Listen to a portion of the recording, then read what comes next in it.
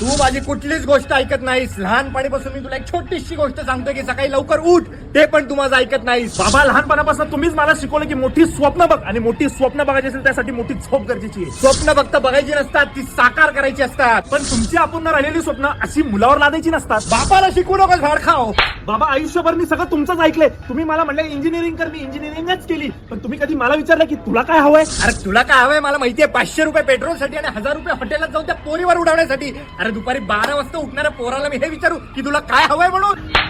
त्यापर्यंत बापाच्या तब्येतीकडे कधी लक्ष दिलंस का? परवा माझा गुडघा दुखत होता, एकटा चालत मी दवाखान्यात गेलो. अहो बाबा, पण मी तुम्हाला सांगत होतो डॉक्टरांकडे जायची गरज नाहीये. तुम्ही घरात स्प्रे मारा, तुमचा गुडघा बरा होईल. बापाला शिकवू नकोस भाड खा. तुझ्या आईशी गप्पा मारतोस, सगळं शेअर करतोस. तुला काय हवं, तुला काय नको हे तुझ्या आईकडनं मला कळतं, पण तू कधी मला सांगत नाहीस. मी कुठली गोष्ट तुम्हाला सांगायला असतो तुम्ही एकच डायलॉग मारता की बापाला शिकू नकोस. बापाचा डायलॉग बापालाच मारतोस भाड खाओ. बा, आतापर्यंत तुम्ही माझं कधीच कौतुक केलं नाही, कधी मला शाबासकी दिलेली नाहीये. तू कधी आतापर्यंत माझं कौतुक केलंस?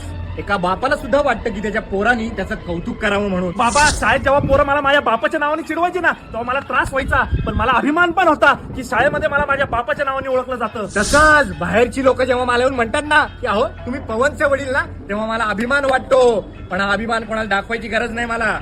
चल बसू. हा, चला बसूया. वातावरण पण मस्त झालं. अरे भाडखाव जेवायला नाही, बस. नाही, नाही.